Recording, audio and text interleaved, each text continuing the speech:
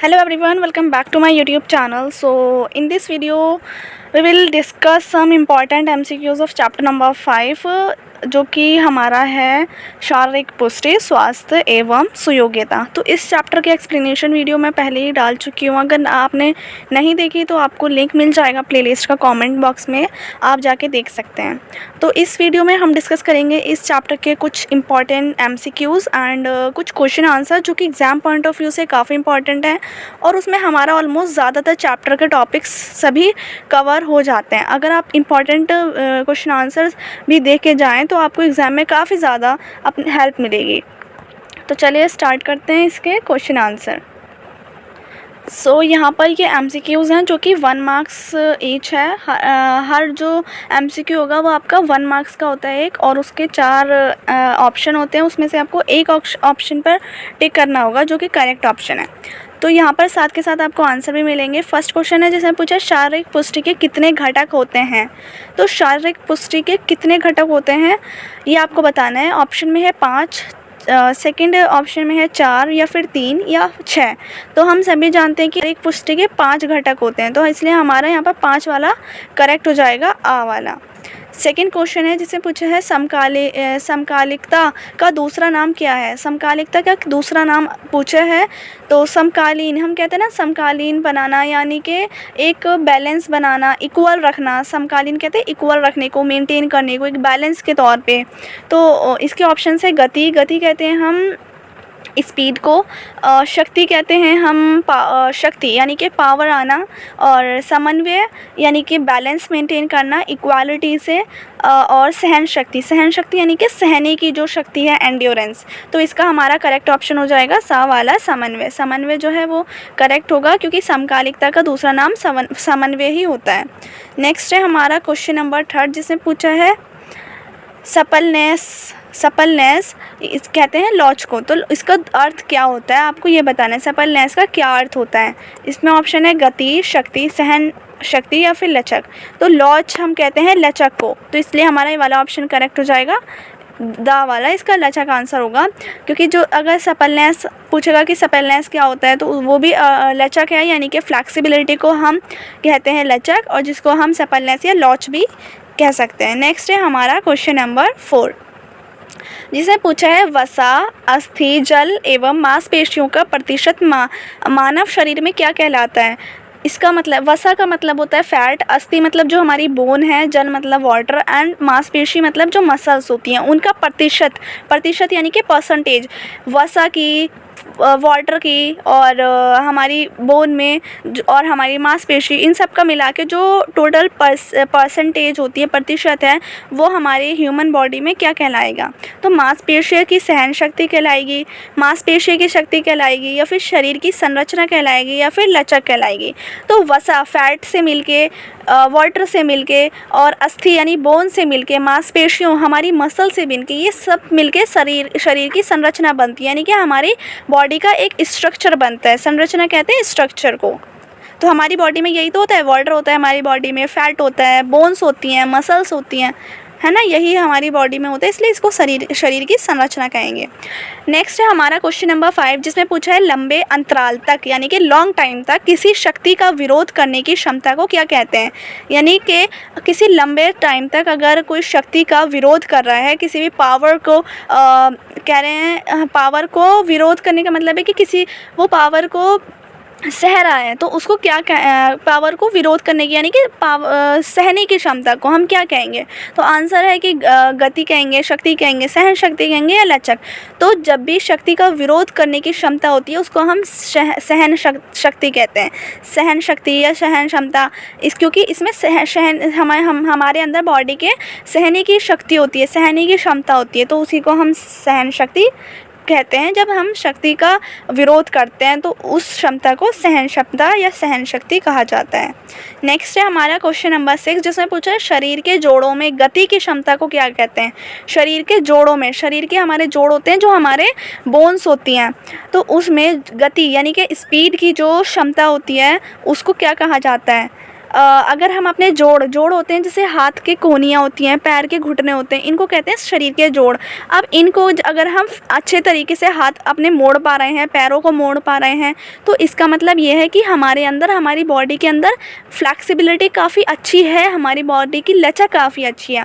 तो शरीर के जो जोड़ों की गति है, यानी कि हमारे जोड़ जो है हाथ पैर के, वो काफ़ी अच्छे से स्पीड से गति से काम कर रहे हैं, हमें कोई तकलीफ़ नहीं हो रही अगर हम उनको हिला रहे हैं, तो उसको हम कहेंगे लचक। तो इसका हमारा द वाला करेक्ट हो जाएगा। ऑप्शन में है शरीर, लचक, शरीर की संरचना, लचक। यानी ये दो बार लिख गया इसमें गलती से, बट इसका करेक्ट आंसर यही होगा, लचक।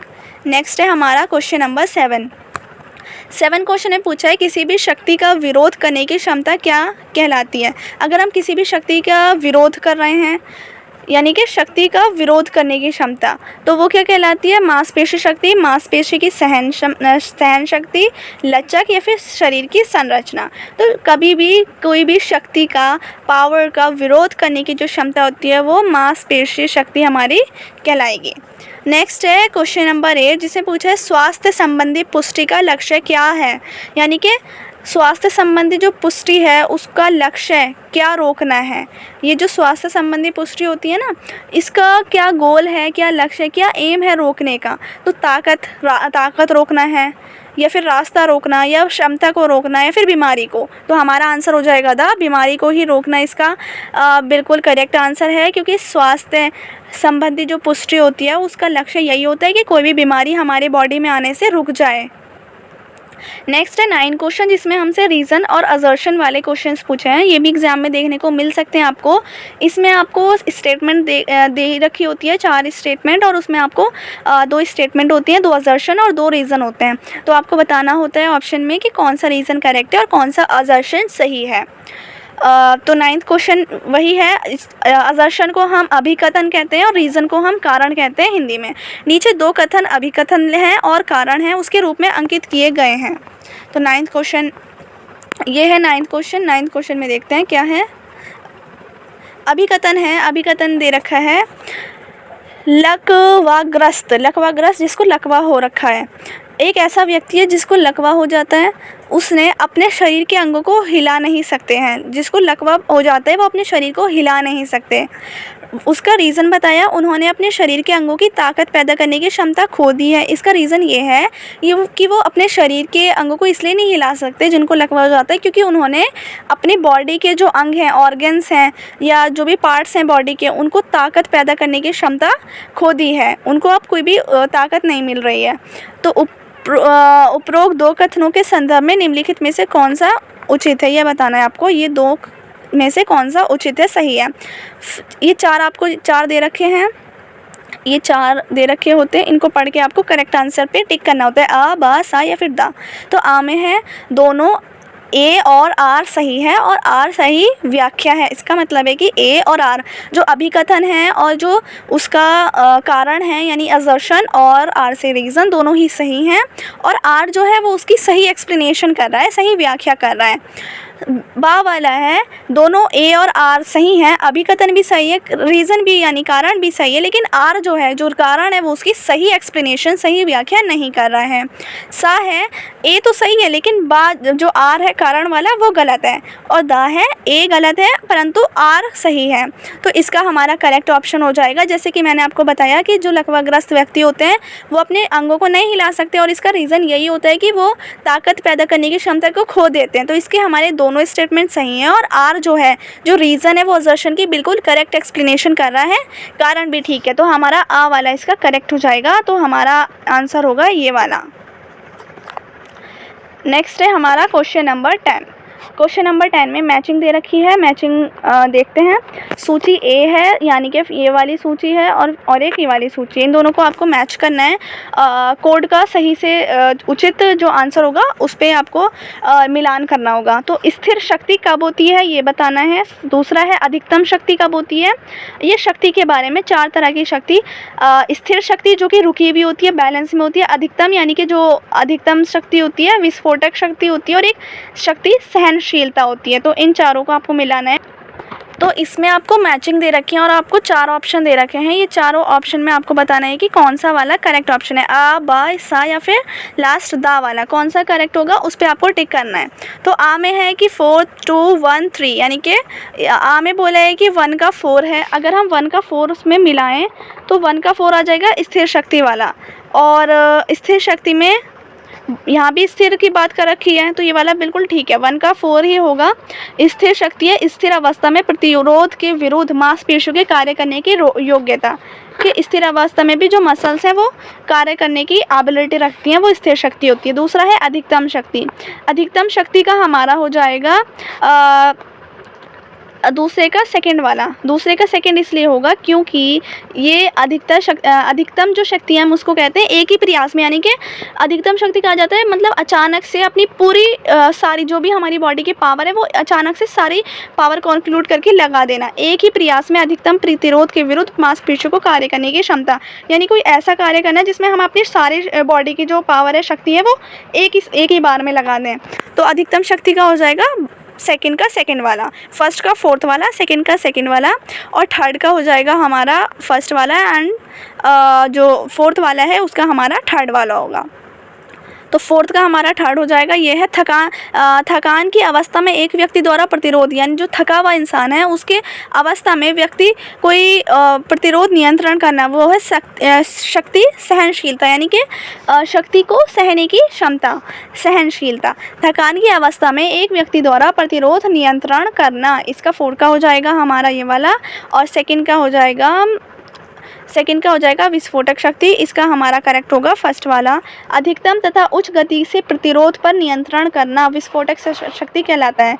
विस्फोटक समझ आ रहा है नाम से, विस्फोट यानी कि अलग अलग टाइप्स के बॉम्ब होते हैं, उनको एक होता है विस्फोटक, तो विस्फोट हो जाना, तो उसमें अधिकतम या उच्च गति से बिल्कुल तेज़ स्पीड से प्रतिरोध पर नियंत्रण करना, ये विस्फोटक शक्ति है। तो हमारा फर्स्ट का फोर्थ वाला है, सेकंड का सेकंड वाला है, थर्ड का हमारा है फर्स्ट वाला, और फोर्थ का हमारा थर्ड वाला आंसर करेक्ट होगा।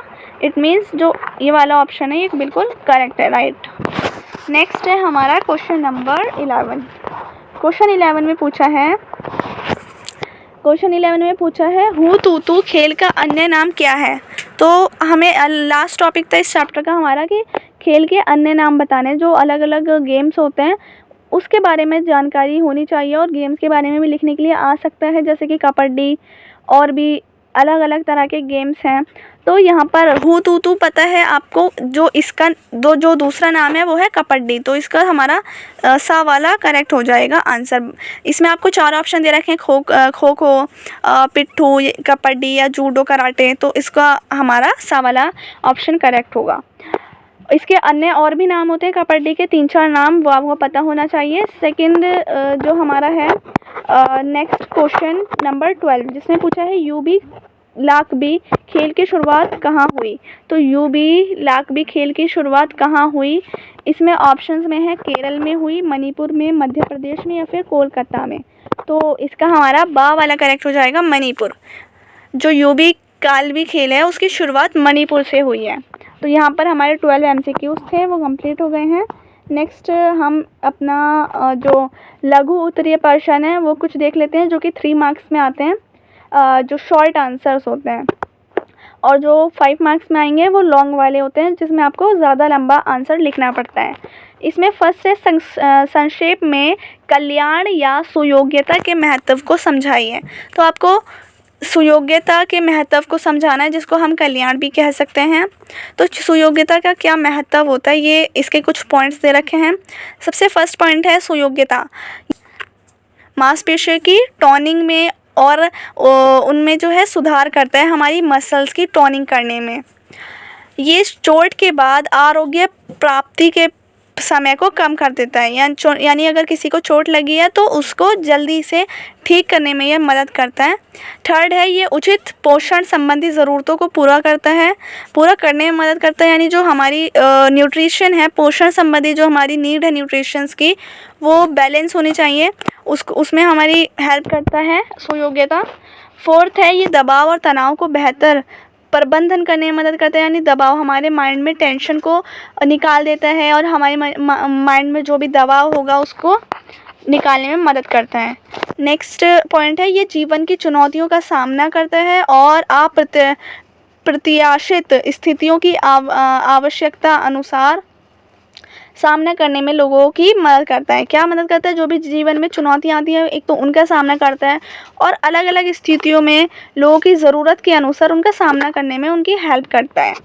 ये पूरे शरीर को नियंत्रण और सुधार कर रखता है, यानी पूरे शरीर में एकदम बैलेंस मेंटेन करता है, उसको सुधारता है और उसमें नियंत्रण रखता है।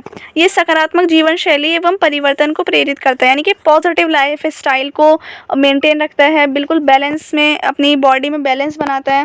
तो इस सुयोग्यता के ये सारे इंपॉर्टेंट पॉइंट हैं, इनमें से सारे पॉइंट इंपॉर्टेंट हैं। आप एग्ज़ाम में के लिए ये सारे पॉइंट याद कर सकते हैं सुयोग्यता की इम्पोर्टेंस में। नेक्स्ट है हमारा क्वेश्चन नंबर 2, जिसने पूछा है स्वास्थ्य के महत्व, यानी कि जो स्वास्थ्य हमारी हेल्थ होती है उसके क्या महत्व है, उसका क्या इम्पोर्टेंस है, उसको आपको वर्णन करना है, डिस्क्राइब करना है। तो सबसे फर्स्ट पॉइंट है आयु में दीर्घ वृद्धि, यानी कि आयु में देरी करता है, जो हमारी एज है उसमें वृद्धि करता है, उसको बढ़ाता है, कि हमारी एज को ग्रो करता है ज़्यादा से ज़्यादा। अगर हमारी हेल्थ ठीक रहेगी, हम स्वास्थ्य की अपनी फ़िक्र करेंगे, स्वस्थ होंगे, तो हमारी हेल्थ खुद ब खुद ठीक होगी, तो हमारी जो एज है वो बढ़ जाएगी।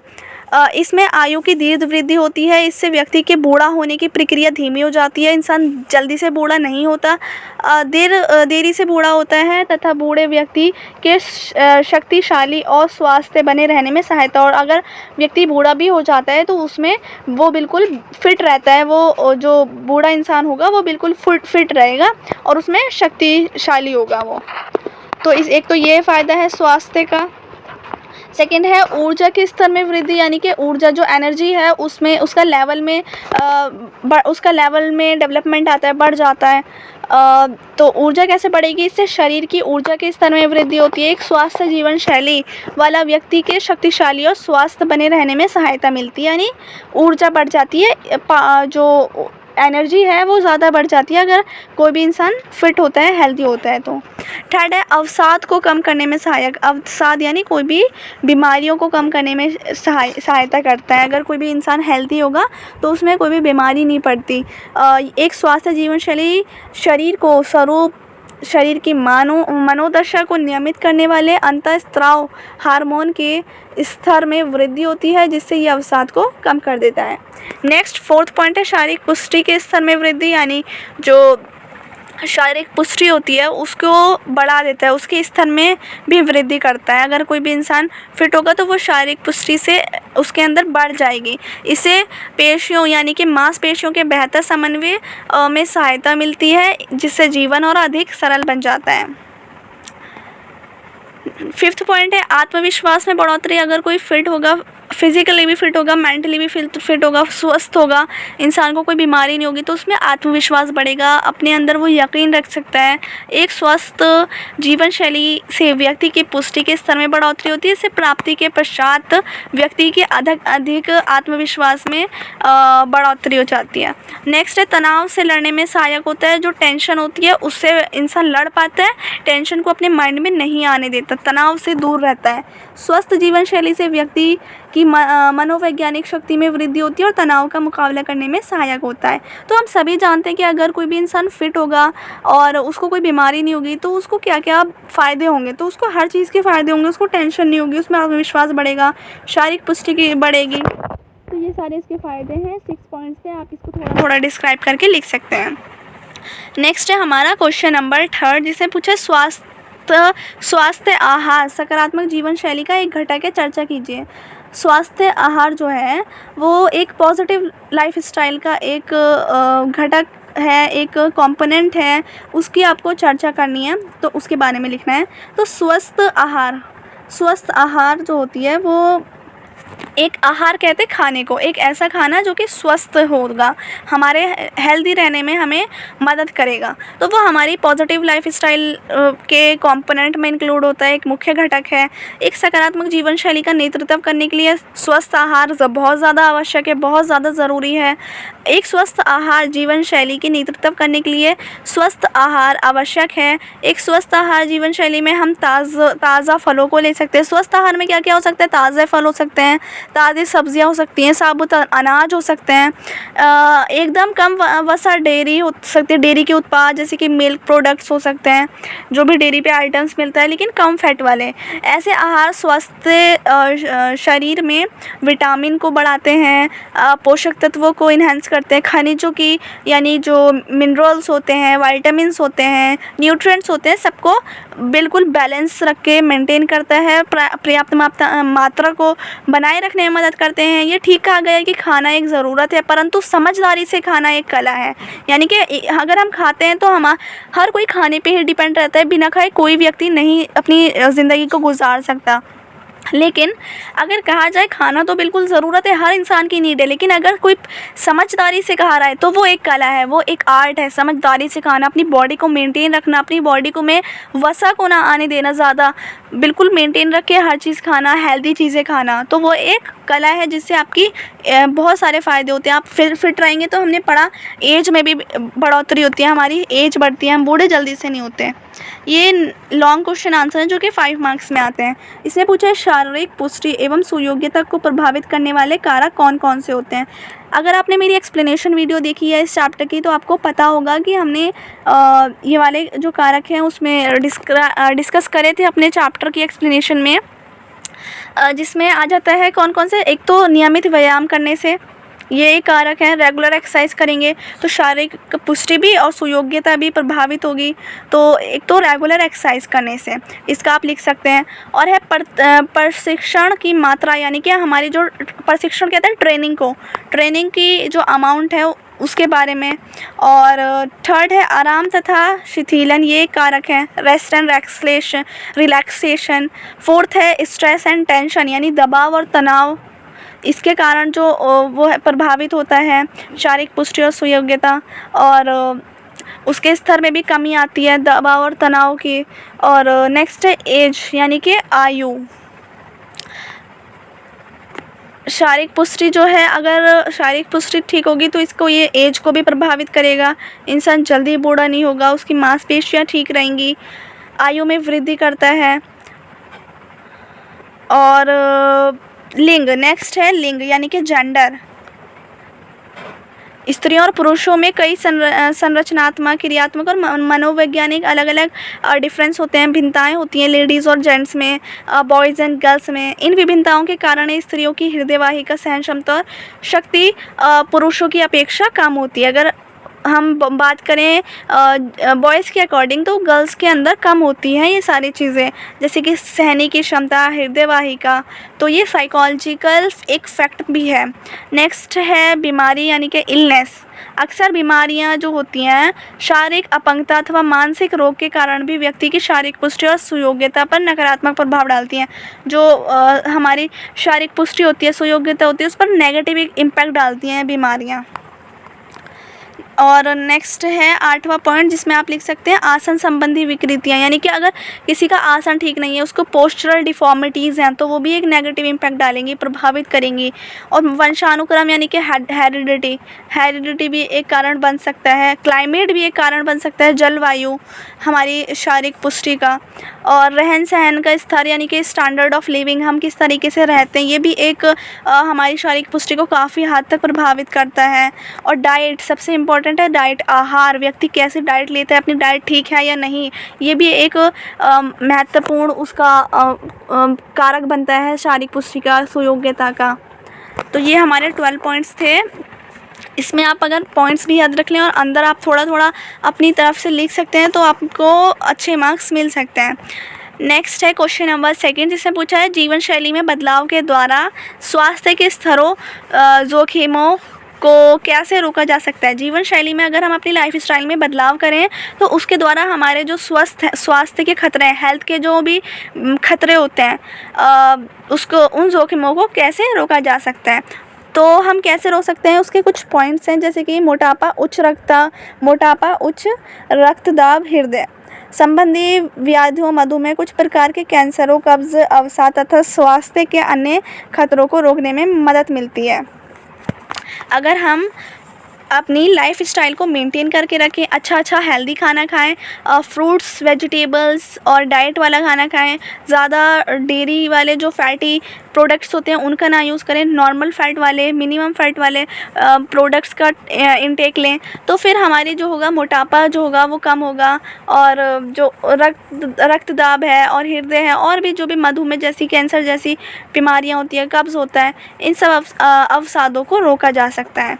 सेकेंड है भोजन करने की स्वास्थ्यप्रद आदतें। भोजन करने की जो आदतें हैं उनमें भी खतरा हो जाता है, जैसे कि अगर हम जीवन शैली में बदलाव करें अपनी, उसके थ्रू हमारे जो स्वास्थ्य हैं, वो जो स्वास्थ्य के खतरे होते हैं, जोखिम होते हैं, उनको कैसे रोका जा सकता है? अगर हम भोजन करने की आदत अच्छी आदतें डालें। उच्च रक्तदाब, हृदय और मधुमेह, ये सारी जो प्रॉब्लम्स होती हैं इनको फिर रोका जा सकता है।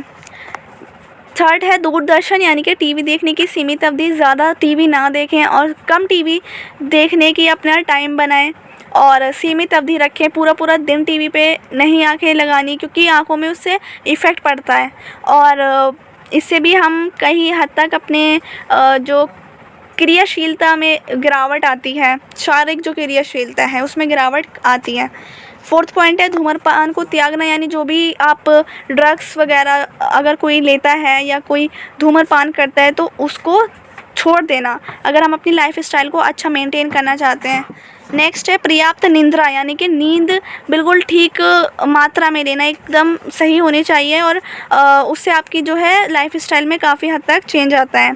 नेक्स्ट है पॉइंट 6 जिसमें बोला है चोट के बचाव, यानी कि अगर हम चोट के बचाव करते हैं तो उसे स्वास्थ्य जीवन शैली को बनाए रखने के घातक दुर्घटनाओं के कारण होने वाली चोटों से बचाया जा सकता है। अगर हम अपनी लाइफ स्टाइल को मेंटेन रखते हैं तो चोटें कम लगती हैं। 7वां पॉइंट है मदिरा की मात्रा को सीमित करना स्वास्थ्य जीवन शैली का एक मुख्य भाग है। तो ये 7 पॉइंट जो हैं ये हमारी लाइफ स्टाइल को मेंटेन करने के लिए, स्वस्थ बनाने के लिए काफ़ी इंपॉर्टेंट है। थर्ड क्वेश्चन है जिसमें पूछा है शारीरिक पुष्टि के अंगों की व्याख्या करनी है, तो आप यहाँ पर शक्ति, गति की व्याख्या कर सकते हैं और इसको रीड भी कर सकते हैं वीडियो पॉज करके। वीडियो लंबी हो गई है इसलिए और ज़्यादा मैं रीड नहीं कर रही हूँ। सहन क्षमता, लचक, तालमेल संबंधी योग्यताएं, ये सभी इसको बारे में लिखना है आपको। लचक के बारे में, फ्लैक्सिबिलिटी, सहन क्षमता के बारे में लिखना है, तालमेल संबंधी योग्यताएं, गति यानी कि स्पीड के बारे में, शक्ति के बारे में जो पावर होती है, तो इन सब के बारे में आप लिख सकते हैं। यहाँ से पॉज करके वीडियो को पढ़ भी सकते हैं। तो यहाँ पर हमारी वीडियो कंप्लीट होती है। आई होप आपको वीडियो अच्छी लगी हो। अगर आपको वीडियो में कोई भी डाउट है इस चैप्टर में तो आप कमेंट करके बता सकते हैं। And if you like my video then please share it to your friends जिनको नीड है इस वीडियो की और जिनको नीड है चैप्टर की समझना है physical education, specially Hindi medium वाले स्टूडेंट्स को आप शेयर कर सकते हैं। So thanks for watching my video, and if you like my video then please share it and don't forget to subscribe my channel. Thanks for watching. Bye.